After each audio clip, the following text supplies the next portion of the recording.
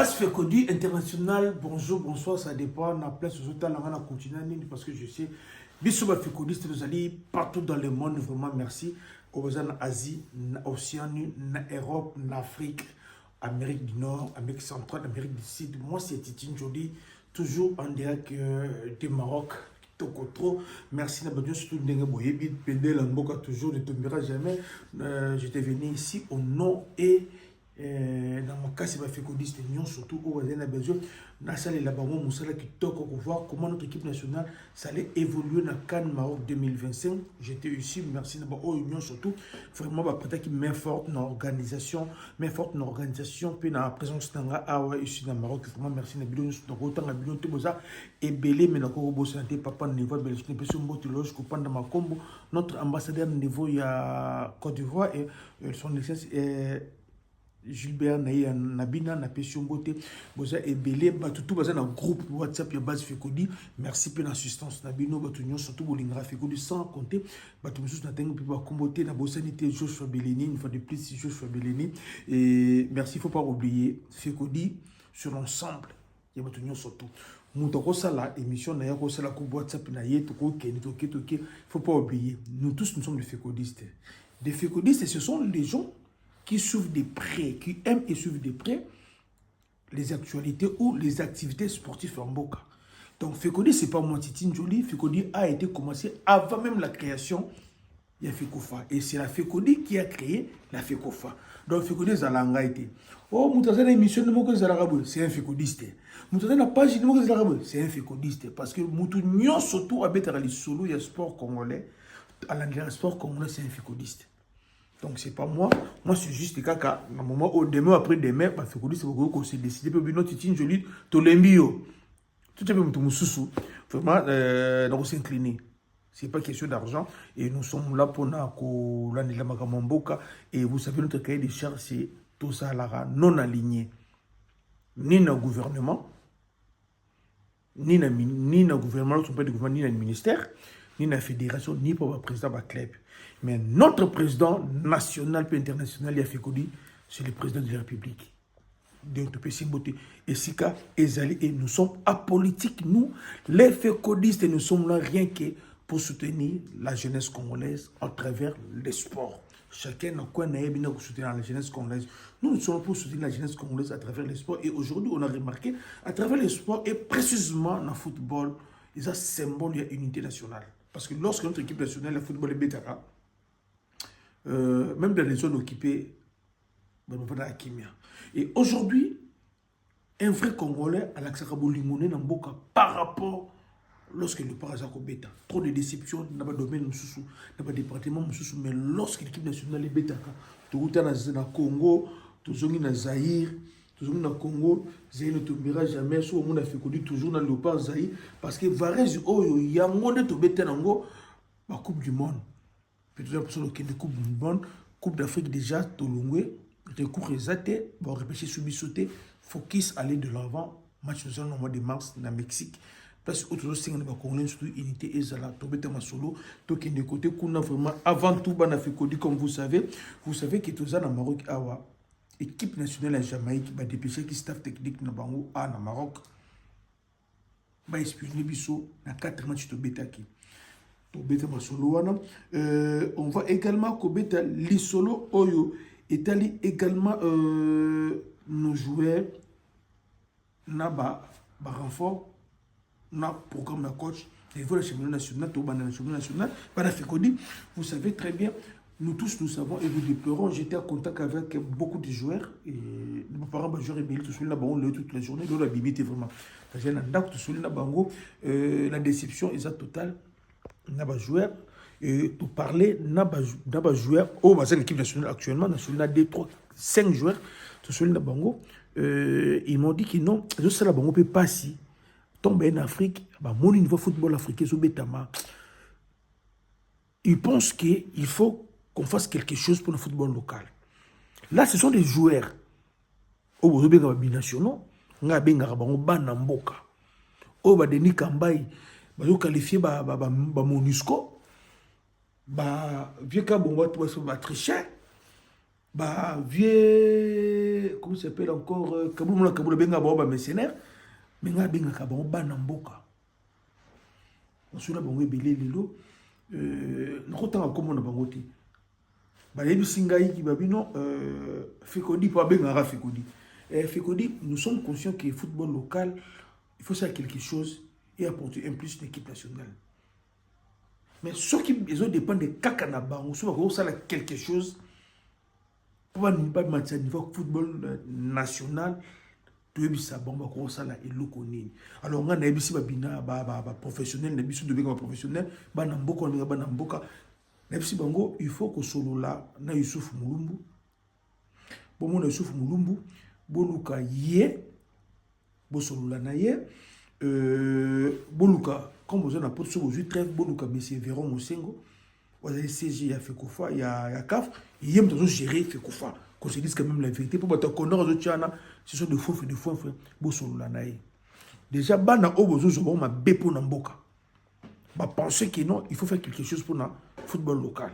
Parce que tant que côté na baninga na bango, bazo ko solo là, ils ont compris que non, baza na posa ya kimia ezala. Baza na posa de coupe mondiale, de coupe du monde. Et ils ont compris que absence, il y a des joueurs locaux, ils ont un problème dans Bangote, ni un coach. Mais ils ont la base, il y a des défaites de photos de l'équipe nationale Nabiso. Ils ont reconnu que non, l'histoire du football congolais a été écrite, dans des joueurs évoluant dans le pays. Mais le cycle a changé et Makamoubeile a changé. Bango va prêter main forte dans la nation, alors, ce qui nécessitait Zali, qu'il faut les joueurs qui ont été dans une équipe nationale, bango bazali d'accord. Ils ont dépendre de la bangote. Mais bazo là na ba réseau na ba information désolé makino le niveau local niveau exact. Et na ba so na baninga na bango bazo tout na bango. Lorsque je parle de bango banamboka, je vois des Bakambu, je vois les Théo Bongonda, les Yohane Wissa, je vois des toujours le Kapouani Baye, Stephen Kapouani Baye, Tonzembe Baye, toujours Moukao Banoua Sadiki, Bazoulouka Baye. Qu'est-ce qu'il faut pour le football au niveau local et au niveau Zalaki? Parce que quand on a un mandaku, il y a des parents na bango, ou a bêté là-bas, papa Kakoku, papa Kidoumou, papa Ndaï. Pendant qu'on les traite, on les qualifie de mercenaires, de MONUSCO, bango va se soucier au niveau local. Moi-même, je fait Kodi, après je suis à Kinshasa, je suis à Kinshasa, je regretté. Je suis limité. Je suis limité, je changé de commune. Parce que nous avons la sécurité. Parce que le niveau de Kinshasa est précisément, c'était du 20 mètres. C'est un passe. C'est un passe. Bandiko nangai. Tu rebettes le solo à Jamaïque, eux que expliquer biso awa. Le solo à Cannes. Mais là c'est la bino non mise au point.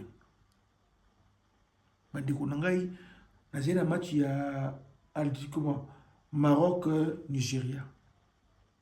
Na ye awa. Nazo filmer ba terrain, banda bozo mona ba émission na sala. Na filmer stade de Babaseka Sika. Bomoni niveau na tel niveau de 20 mètres au dinda.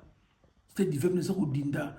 Je me suis posé la question, est-ce que réellement bakonjambo kanabiso balingimbo kanabiso dans le domaine du sport, na ke moment politique était le domaine du sport. Ce qui stade du 20 mai entre guillemets ezali lelo deuxième stade phare ya mboka na biso, pas stade de martyrs. C'est na betawana. Championnat national de BTM pour le BTM, c'était du 20 dindi. Dans le niveau, yoka luba kino, dans la degré. Bisa kabaseli, yemoka koi na mai, dans la degré. Alors, ça linga passi. C'est linga passi bana fekodi, tout le kato bongisa. Toujours 5 na ba konzamboka. Aujourd'hui, 80%, 85% des Congolais, ce sont des jeunes. Les jeunes essaient à venir à lobby. Chef de l'État. Je donne une solution. Pour ma cambou, ils sont jeunes, tout ça sacrifié. Tout ça sacrifié. Nous, les fécondistes, au monde de la sport. Jeunesse à travers sport. Mais, d'un côté, la biso, vraiment chef de l'État, et c'est la biso bien. Et c'est la biso bien.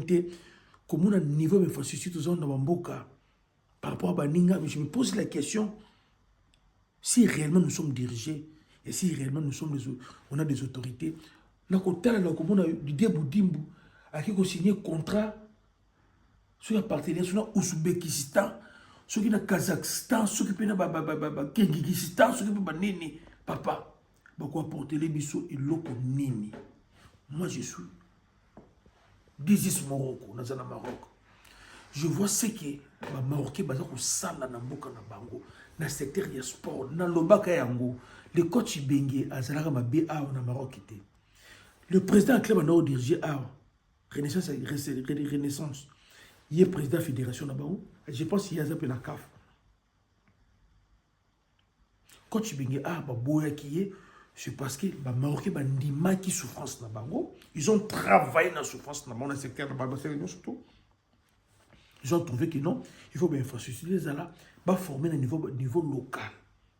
Et aujourd'hui, la première nation demi-finale de la Coupe du Monde, les Alibango, en termes d'infrastructure, ils ont évité de continuer, ils ont continué comme ça.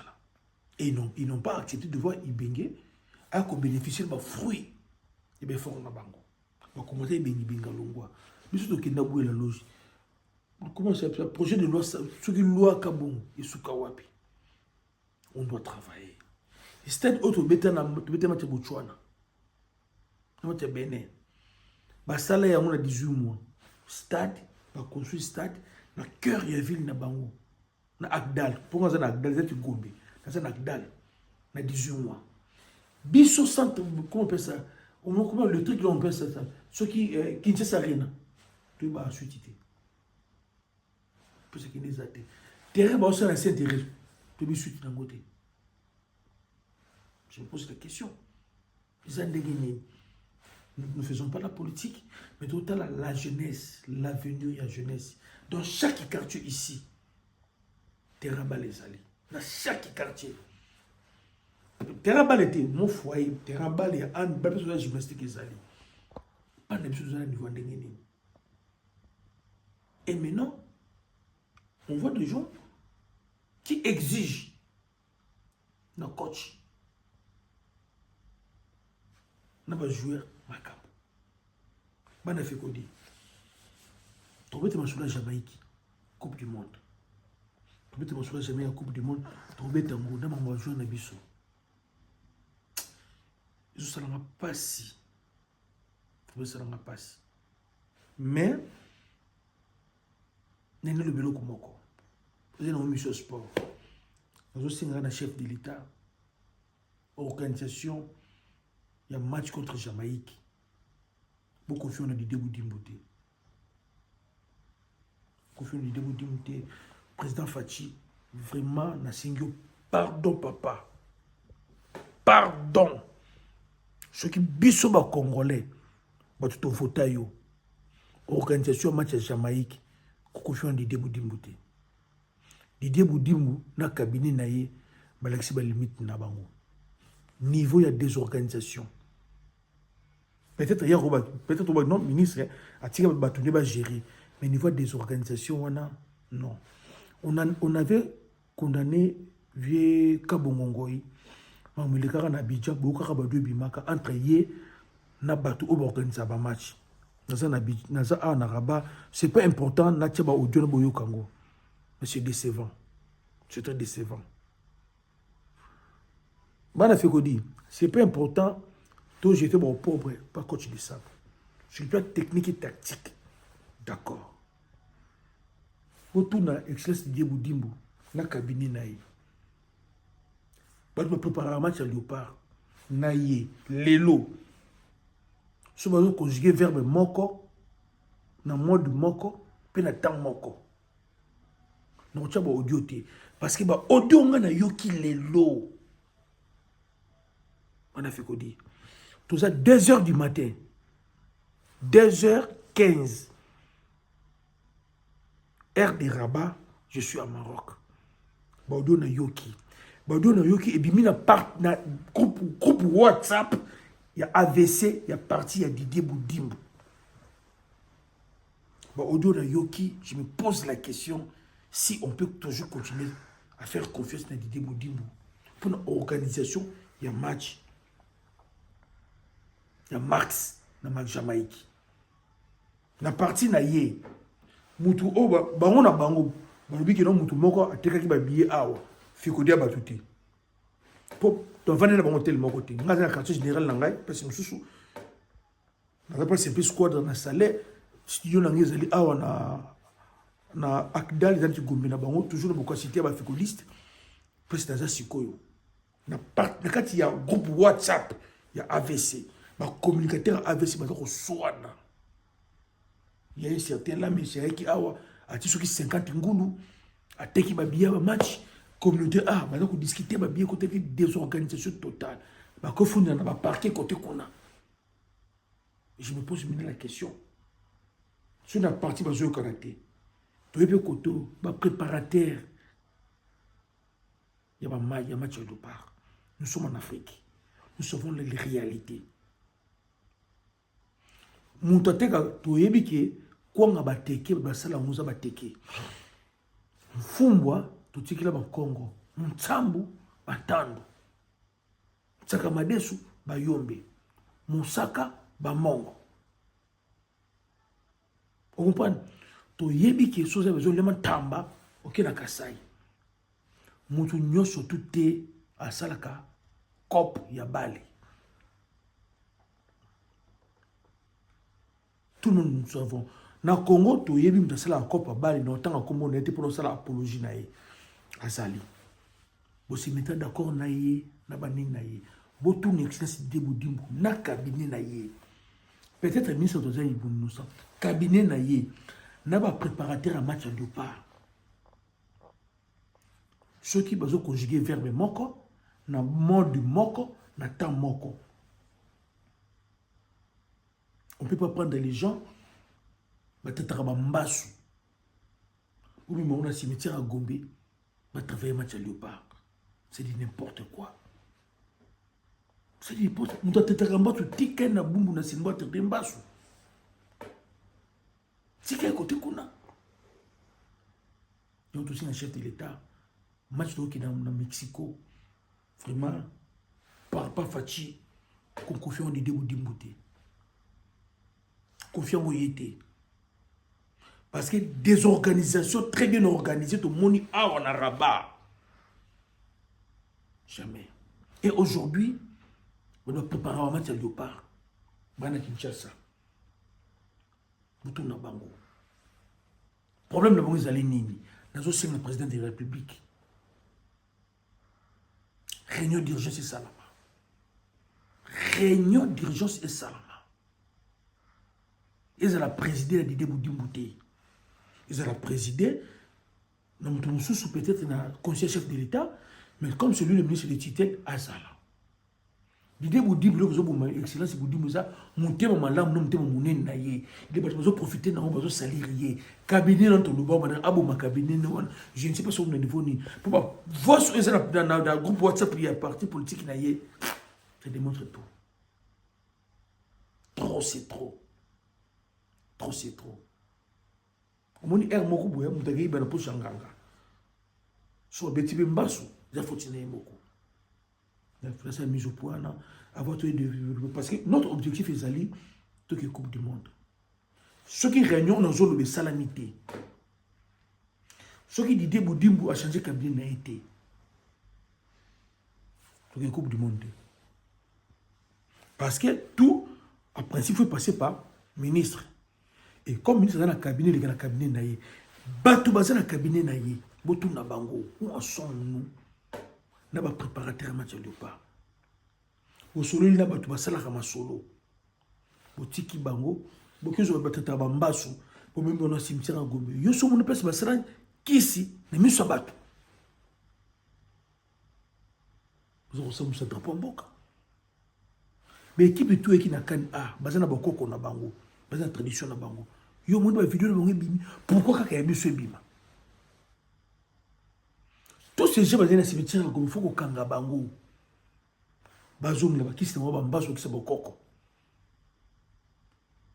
Bati qui la balle, ba sala ka balle. Je sais même baloba ki yango.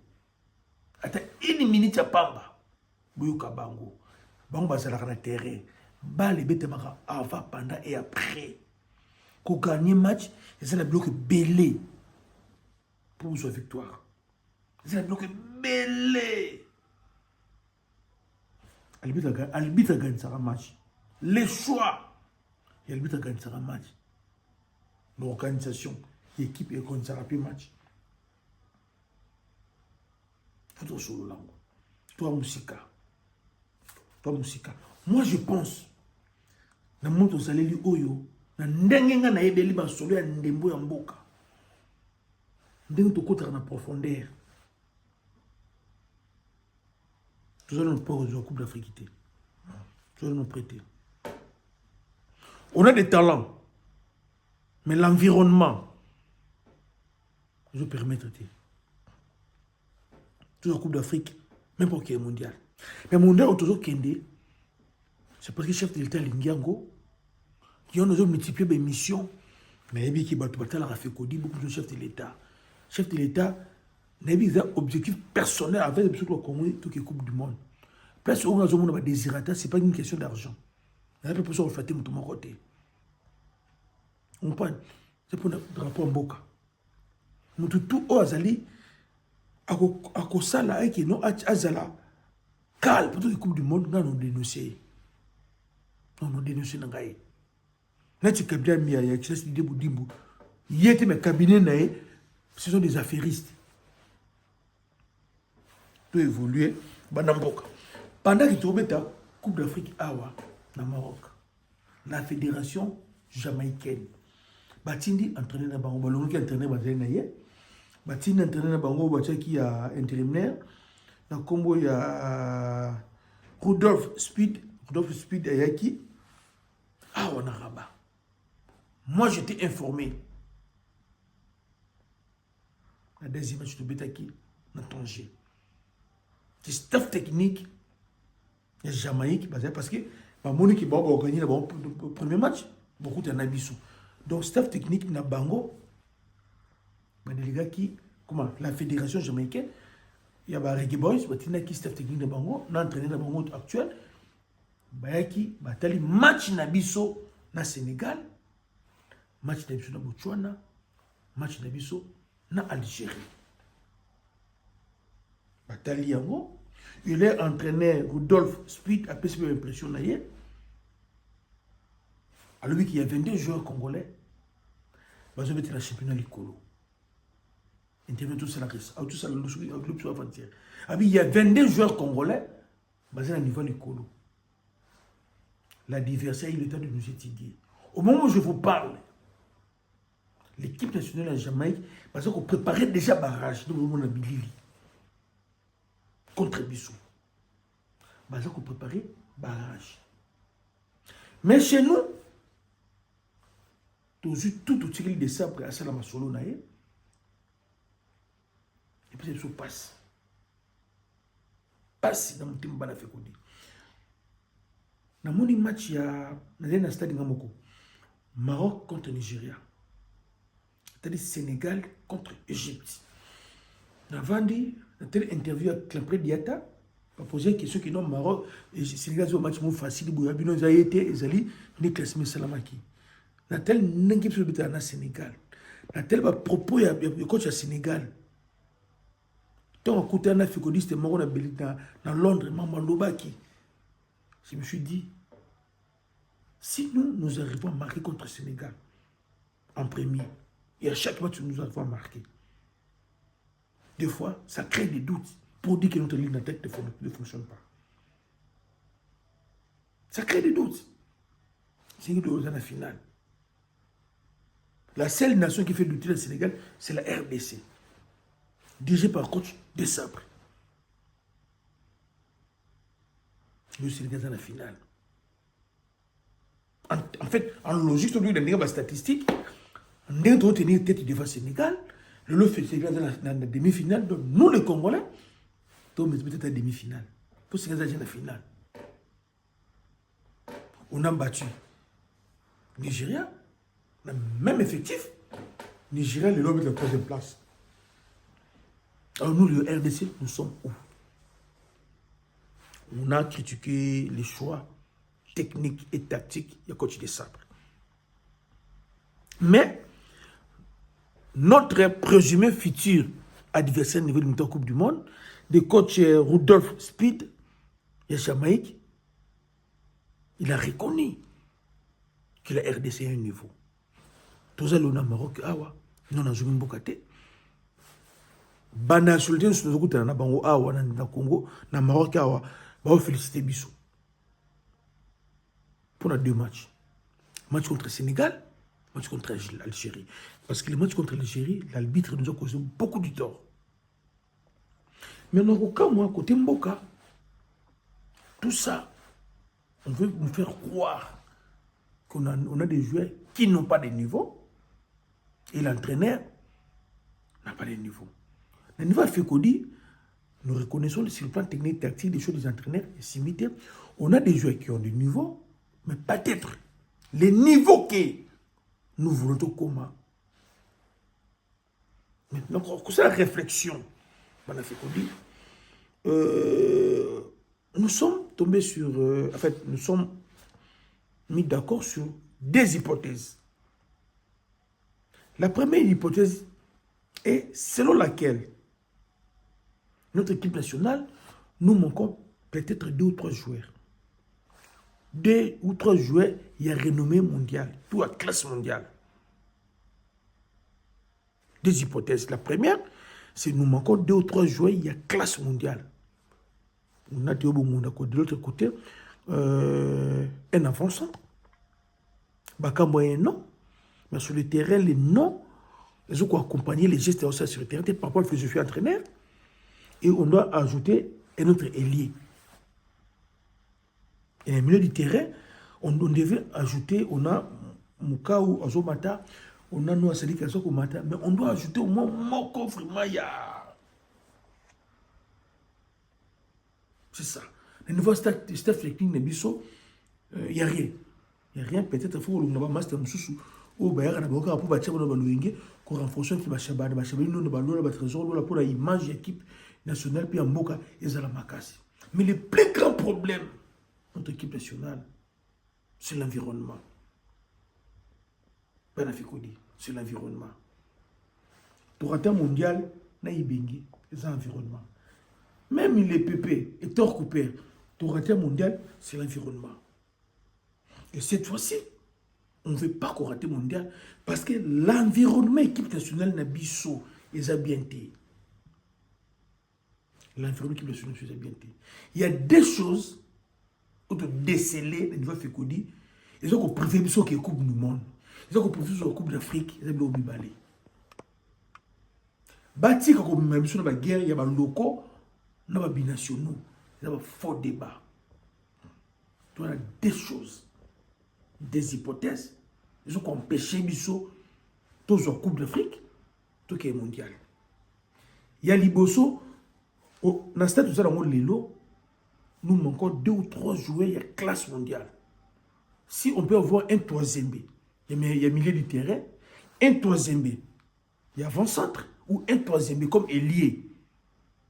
En fait, je parle de 3e B comme, ils ont un renfort au-dessus des tailles, parce que jusque-là, par renfort aujourd'hui des terres, ils allaient 3e B dans Wan-Bissaka.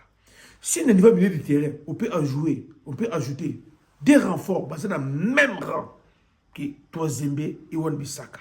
Et dans la ligne d'attaque, on peut ajouter des renforts. Il y a 3e B dans Wan-Bissaka et Sili. On peut être finale.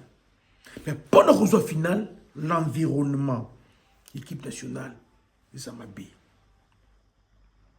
Bana Fécodi, on a toujours un ministre, le ministère des Sports, Bolinga Mbongo, Bolinga Topon Bokate, Bazolinga Mbongo. Ah, on a le Maroc, sur les autres là, sur les Linga, localisation, sur le thème de GPS, sur quelque part, sur la Monica roulage, sur la Moni policier, je me sens en sécurité. Kouya, bonjour. Je suis Congolais démocratique, je viens de Kinshasa. Soit tu as Lumumba. Ah, Lumumba, ah, non, je voulais aller telle place. Où, précisément, sinon, telle avenue. Au moins, un roulage policier. Pour le moment, on a un soldat. À vous expliquer. Donc, bazo vendre image Yamboka na bango. Et tous les Marocains que je vois ici, dans le taxi, dans le café, souvent dans le banque, tout le monde, Congolais, comment tu as trouvé le Maroc? Donc, chaque Marocain, dans mon salon, c'est le Mboka na bango. Donc, c'est la besoin de sa bango, impression na bino. Il va être fier na yango. Il va passer l'intérêt de la nation du Bosso, que Yemoko. Et donc, nous avons marqué un gars. Alors, chez nous, au Congo, on n'a pas. Toujours tombé dans la malchance à la ministre Oyo, Bochambo di Bosso. Le ministre des Sports, Bochambo di Bosso, l'intérêt de la nation à Siba. Or, si on arrive à avoir un ministre, à l'Enimboko, à l'intérêt de Bosso, avec le président actuel de Zalinaye, on a résilié dans moyen pour soutenir la jeunesse. Tout qui est musique. Tout qui est musique, l'environnement, l'équipe nationale, et qui permet de faire la Coupe d'Afrique. L'environnement, l'équipe nationale, ils ont menacé Bissot, tout qui est Coupe du Monde. Des choses, des hypothèses, tout ici, on a décelé. Nous manquons le joueur de la classe mondiale. Longtemps, comme un joueur qui me soutient, peut-être mi balé dans le milieu du terrain, mi balé dans la ligne d'attaque Nabiso. Parce que quand tu as le parcours Nabiso, la façon dont on a joué contre le Cameroun, la façon dont on a joué contre le Nigeria, la façon dont on a joué contre l'Algérie, et la façon dont le Maroc a bâti dans le Nigeria, la façon dont le Sénégal a bâti dans l'Égypte, je pense, tout ça en bas de l'échelle. Tout ça au-delà de la moyenne. Mais pour pouvoir distinguer, mais pour la grande distinction, où avoir 70%, tout compte parmi les 5 nations d'Afrique, on a décelé des choses. Nous manquons peut-être 2 ou 3 joueurs, ou 4 peut-être. Il y a classe mondiale, Nabara Batouansebe, Owen Bissaka. Et nous manquons également la sérénité au niveau enfermé de l'équipe nationale. Les gens qui ont tout autour de l'équipe nationale, ils sont Balini Mbongo, Balini Topambokate. Et puis c'est pas si bad à faire Kodi. Balini Mbongo, Balini Topambokate. Entraîneur, il y a Jamaïque, Yohana. Il a espionné biso en Afrique à domicile, dans le Maroc. Sur le web, précaution nini fait qu'au foin à Zui. Pas en Égypte. Apparemment, notre défaite, notre élimination, la 8e de finale, les gens qui sont au niveau de la FECOFA, ils sont de l'autre côté. Or, les gens qui sont au niveau de la FECOFA, ils ont un danger où ils ont bana fédéral, bana FECODI. Fissure, ils ont cassé. Fissure, on a, et comment ils ont souka. Mais ils ont dit, entre le préparation de la fédération, le ministère, il y a sport. Les joueurs, il y a un problème de mon côté. Et ces gens-là, il y a un problème de joueurs de mon côté. Que vous ne trompez pas. Il y a un balle où on peut peser là. Dans un Maroc, il y a un peu peser là.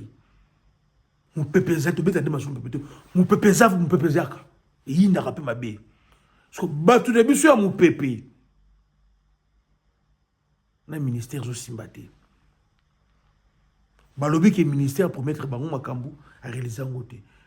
Puis maintenant, d'accord, tu as une image où on a qui au réalisé mon bouquin na bango ok on joue battu ba kena cimetière à Gombe bala loba kena na cimetière te papa na ngai bala evolua on peut pas baler mon tableau on peut pas baler mon tableau mon cimetière te mon evolua ba d'accord dans côté. Alors quand on le bandeli au monde il récite qui se récite des alaragas à préparation. Préparation, travail moko acharné, Pour ça, analyser l'échec, Bokende les Bosso. C'est ça. Je mets quiconque à défi. De loin, je pense les 6. Et aujourd'hui, nous sommes les 16. 10 jours après. Bokende le ministère des Sports, autour d'un rapport. Il y a participation à RDC. Dans le 2025. Et c'est un niveau ni. Rapport. Éteignons surtout. Même budgétaire. Rapport exaté. Quel est l'affaire qu'il faut d'ailleurs demander en Suisse? Autour de mon rapport exact. On ne peut pas évoluer tant que toujours reconnaître ma faiblesse. Les Marocains ont reconnu leur faiblesse. Ils ont accepté leur faiblesse. Ils ont travaillé ma faiblesse de Bango pour voir comment là où ils sont aujourd'hui. Bon, on va stade 18 mois, 15 mois. Alors chez nous, les Jamaïcains aujourd'hui, ils sont à domicile parce que le Maroc est en Afrique. Ils sont. Et quel est le projet de la fédération où il y a un gouvernement congolais à travers le ministère du Sport pour un match au mois de mars. Surtout les Congolais, non, structure il y a 15 personnes. Il y a un groupe qui fait connu c'est le lobby. Chef de l'État, l'argent Congo, bon RDC là pour le Kinoate. Et non c'est pas devant la Kinshasa. Et la RDC. Par rapport à tout ce qu'on a comme besoin au niveau de Mboka. Et tout ce qu'on a besoin pour un match le mois de mars. Je pense qu'il serait mieux pour nous de mobiliser au niveau de la diaspora. Parce que Kinshasa vraiment, si on a marqué sur le week-end, il y a un côté avec un été. Peut-être, l'animateur, il faut identifier Bango. Si on a peut-être 100, pour on pense ceux qui sont peut-être dans la France, dans la Schengen, dans la Kende. On a des structures. Donc, on a un team USADRC Diaspora Monde. Vous êtes aux États-Unis. Bon, on a Jabatou, on a vu pour un match. Tout ça, a colonel au niveau Texas, surtout à Dallas. On s'est préparé. Tout ça, le club a éloge dans ma combo. Il va à New York City. On s'est préparé également. Pour voir quel côté qu'on a. Tout ça, on a KDK. Il y a Okito Kano. KDK Service, les alliés, cabinet d'affaires. Et puis côté animation, je pense que si tout va bien, et c'est un projet, vous s'adhérer, Lumumba, Mondelendundu, de l'équipe de Kanama, parce que moi je suis à côté Kuna, tout qui est pour mon boka. Batou O, vous allez prêt de côté Kuna, ça ne sert à rien de mobiliser la Kinshasa. On ne peut pas mobiliser la Kinshasa, les gens qui vont aller fuir. On ne peut pas mobiliser la Kinshasa, Batou va créer un problème dans l'équipe nationale. On a mobilisé la Kinshasa pour nous dire qu'en Maroc, ce sont les mêmes personnes qui sont venues combattre l'équipe nationale, ce sont les mêmes personnes, il y a même parti politique, on reçoit dans le groupe de réseaux sociaux, côté qu'on a habillé. Parce que moi, on a poto, ce qu'on peut essayer 1000 billets pour être avant dans toute notre communauté de l'État Zalaka. Je ne pense pas, on a poto, on a mis 500, t'es qu'à 500. Mais les gens qui sont venus de Kinshasa, tout le monde va sali. Et nous ne sommes pas d'accord. On se prépare pour le mondial. Mais les choses, il faut que l'équipe nationale, il y a Liboso. Nous, tous les 2-3 joueurs, Mokobo, il y a bien pour renforcer l'équipe de ligne d'attaque, dans le milieu du terrain, pour renforcer Bissou. Les gens se disent non, dans mon épée, Warren Bondo, il faut Bimina, il faut Kala, Banin. Le plus important pour nous, ce qui est constitué un renfort, je parle des renforts, et non qu'on étoffé qui staff, coach à la canaille. Coach a voyagé, qu'on va jouer, de façon avant de, pendant ce que je me dis, décembre c'est un parent orphelin. Ça veut dire quoi? Un parent qui n'a pas de parents. Parce que décembre c'est le parent va jouer dans Bissau. Mais décembre doit être soutenu dans la fédération, dans le ministère. c'est pas l'argent. Lorsqu'on parle de soutien, c'est pas l'argent. On doit avoir des gens qui respirent le sport. On doit avoir des gens qui respirent le sport, qui respirent le football, qui respirent le handball, voler. Lorsqu'il parle, vous savez que non, lui, c'est quelqu'un qui aime, qui pue le sport, qui pue le football. Tu vois, là, tu président de la fédération au Maroc, de sauter l'interview, non. Tu vois les gens tels que de Moïse Katumbi, dans ma politique, dans mon football. Tu vois les gens comme mon sport. Tu vois Moïse Katumbi, lorsqu'il parle, vous sentez que non, ce monsieur-là, il dégage l'odeur du sport. Le grand Moïse Katumbi à l'époque. C'est ça les gens que nous manquons. Nous devons avoir un leadership fort, très fort, au niveau FECOFA, au niveau secrétariat général au sport. Les experts et le ministère du sport, il faut qu'il y ait des stages, il faut recycler. Notre pays, nous sommes très loin pour te zonger la place dans la Coupe d'Afrique, dans le niveau Afrique. Dans la discipline union surtout. Je remercie le général Yolo. Louis Yolo. Ils ont élu Yolo, dans la boxe. Mais seul à Okokate. L'envie est ça. Nous sommes Okokate. Ce qui, tout ça, c'est que Moussika, on doit avoir des yamakasi. Voilà, c'est ce qu'on dit. Qui est au côté, et ça, la biso, vraiment bien, l'entraîneur jamaïcain, et le supérieur biso, où en sommes-nous? La préparation. Où en sommes-nous? Si le coach de ça, par exemple, l'Europe, on va jouer. Où en sommes-nous au niveau fédération? Où en sommes-nous au niveau ministère? Est-ce l'objectif de la Coupe du Monde? Les élèves coach de ça, tous les années. Et je sais ça. C'est ça. Objectif de la Coupe du Monde, c'est un an. Est-ce que c'est un bis au peuple congolais? Tous les alliés, il y a comme des je pense. Parce que les pressions qu'on a aujourd'hui, apparemment, on a laissé ça, on a continué ça pour Yimoko. Et alors, ça ne va pas marcher. Nous demandons au chef de l'État, réunion d'urgence. Réunion d'urgence. Il y a des mécontents. Il y a ancien joueur. Aujourd'hui, il n'y a aucun joueur, aucun ancien joueur à sa contre-génération. Moi, je parle même de papa Kakoko. Papa Bouanga. Papa Kidoumou. Papa Kimayang. Papa Kidoumou. On parle. Pour ça, on a la toujours en Coupe du Monde. Mais il y a des gens qui ont papa Wana. Ou les anciens joueurs. Papa. Tout ça, dans le Maroc. Aujourd'hui, j'étais avec un mondial 86, je pense. Un Maroc avec la Coupe d'Afrique, Coupe du Monde, faisait le Bousson Balé, Coupe du Monde 86, je pense.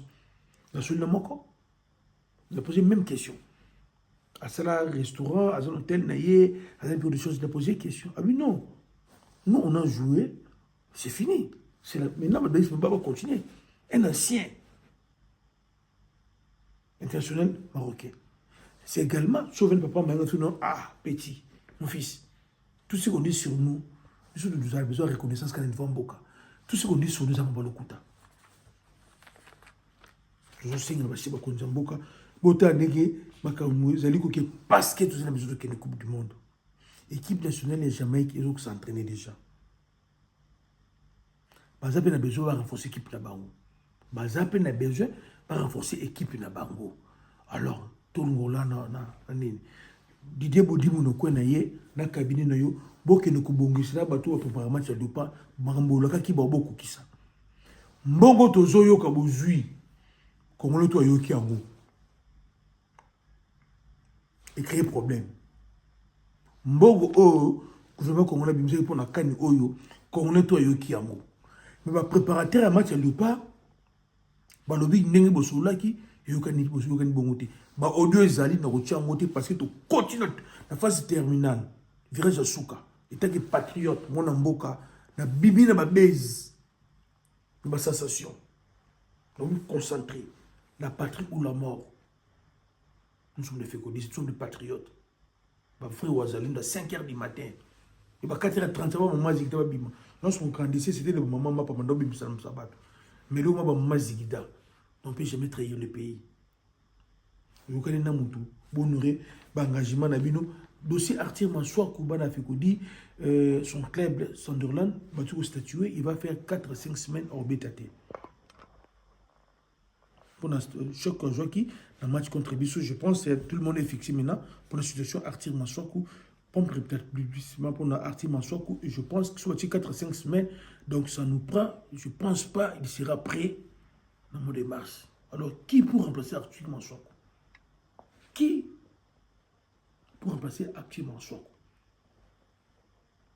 Je pense pas que le Bissou Moutou Oyo a Koya pour accompagner jusqu'à Yembete, mais quelqu'un qui viendra pour concurrencer jusqu'à Yembete.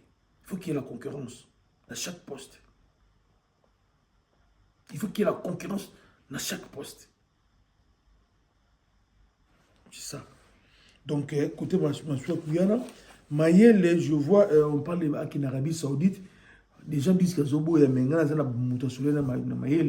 pense que Mayele a visé Europe, mais il a besoin d'Arabie Saoudite, vu que déjà, HD, je pense qu'en Arabie Saoudite, bonne chose n'est pas côté Kuna, on va voir comment ça va évoluer aussi, Storyclan.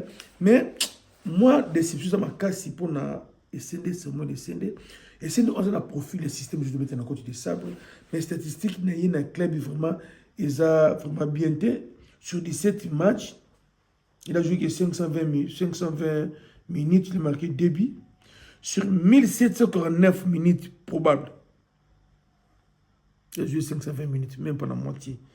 Et CND, il nous fait trop mal. Il a joué 14 matchs sur 18.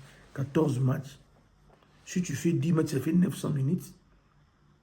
Plus 4 sur 1200 minutes. Donc, Adam Tabet a 25, 15 d'un à côté. Donc, toi, côté assis, ça va vraiment m'assurer. Mais Capote a repris les entraînements. C'est ça la bonne nouvelle. Steve Capote, il a repris les entraînements. On a vu Mboukou également, il a repris. Moukaori a repris. Chancel Mbemba a repris. Wissa également. A Loussala Masolo Naye. Côté Kuna, Nenge Ezalaka, Bakambu, Betakina, Badiangana. Bakaba Limine Badiangana. Tout là, vraiment, Nenge Masolo, Zaro Kende. Vraiment, une fois de plus, Banafekodi, toujours signe un coach, critère. Non, c'est un classement. Je sais qu'on a déjà passé, on a Polo, on a Fayulu, on a Tonzembe, on a Chancel Mbemba, on a également l'autre là, Wan Bissaka, que je pense, tous honnêtes, dans le mois de mars, je ne vois pas comment il va venir après 5 semaines. Ils ont joué dans le mois de février, maintenant début au mois de mars. Donc, si nous devons être honnêtes, on va rater, on aura jusqu'à Yembe, on aura Moutoussami, on aura Piquel, on aura Sadiki, on aura Mukaou, on aura Mboukou, Edoka Yembe, Théo Bongonda, on aura Wissa également qui va revenir, on aura Bessaki Elia, Bakam Rosala. Mais sur le 28 ou le 27, on va retenir Nakan Oyo. Coach, il faut faire un bon choix. Il faut faire un bon choix. Je sais que c'est difficile pendant le bloc Nayo. Dans le mois de mars, tout le monde a un sentiment. Tout le monde a un sentiment. Si nous devons être grands, je pense qu'on va jouer à la deuxième division, surtout quand on a une équipe nationale. On va jouer à la deuxième division. Peut-être en Angleterre. Hein. Vraiment, les joueurs de deuxième division, là, il faut que tu il y a vu que Papa Jackson, Papa Island Jacksonville, il a content dans il m'a dit que Titi, je faut entraîner. Mais Papa Issa, nous devons être sous dur dans les critères, dans le recrutement d'Abisso. Dans le Sénégal, il y a combien de joueurs à deuxième division au Sénégal? Dans le Maroc, il y a combien de joueurs à deuxième division? Dans le Nigeria, il y a combien de joueurs à deuxième division? Dans l'Égypte, il y a combien de joueurs à deuxième division? Alors, si nous devons être grands, on doit accepter de souffrir. Sacrifier ce qu'on peut sacrifier pour honorer le drapeau. Je pense pas que je dis dans ce qui le doit. Je m'ai cité parce que vous avez besoin de réunir Salama. chef de l'État a organisé réunion. Tout parler sur la situation de mon besoin dans l'équipe nationale. Sans quoi, vous trouvez ça normal? Jamais qu'il y ait disponible sur le domicile. Mais chez nous, au Congo, tu vois, on a un débat. On va préparer un match, on va et ça, même scénario dans Abidjan, on va préparer un match, on va préparer un Kaboulou. C'est le même scénario, on va préparer un match, on va zapper en encore, on a le ministère du sport. Mais on peut se rendre à mon côté. Donc, on fait vraiment la mingité. Nous sommes le chef de l'État, Papa Félix. C'est la réunion, on a. Puis, organisation à match, on a. Qu'on a dit Boudimboudi. Pardon. Il nous a déjà prouvé, dans le groupe Naye, tout ça, ma confiance. Mais on a des Congolais, en termes de mobilisation, c'est pas important de Kinshasa, qui est Mexique. Trump, il y a une liste. Nous, on a joué des matchs de Kinshasa. Soit tu es sur la liste noire, ça sert à rien de Kinshasa. On a mobilisé le niveau de la diaspora. Tout le monde a qui le niveau à Orléans, sans mobilisation, on va s'arrêter. Tout le monde a équipe qui va club bêta les bandes en boca. Mobiliser la diaspora, on va s'arrêter. Les gens qui viennent à Kinshasa pour une équipe nationale, c'est on va Jalelo. On n'a pas besoin qu'il y ait Mexique pour qui va s'arrêter Jalelo. Va soutenir au Salama, KDK, il y a DG Okito Kando, vous allez manquer un cabinet d'affaires, expert dans ma mine, immobilier, transport, commerce, culture, sport, il n'y a pas de côté d'animation, il faut faire quelque chose. Structure au Salama, bientôt, on va coordonner surtout, tous les papa na biso ba éloge comprendre dans ma comme on a vu au niveau de New York City, il y a peu côté kuna parce que ça va structure tous les ba comme au niveau de Dallas parce que ça va structure tous les na ba team USA DRC diaspora mon ça va structure mais qui est niveau pays à na bango kuna na Mexique tout ba papa ngoi pour ça va structure donc niveau Brésil mais ça moi belé on va voir ce que ça va donner. Moi je serai Kinshasa d'ici là après si je ferai Brazzaville Pointe-Noire Pointe-Noire non à Kinshasa pour détection avec tout ce que j'ai reçu comme contact ici. Donc, amenez-moi les enfants, au dans moins de 18 ans, à âge solo. Ils seront dépistés. À condition, ceux qui habitent en équipe, bailler l'angaï, contrat en équipe, n'a relevé bancaire. Tu fiches de paie, il y a 3 derniers mois. Ceux qui ont dans mon avis, on doit évoluer avec ceux qui veulent évoluer. Vraiment, merci. Bye.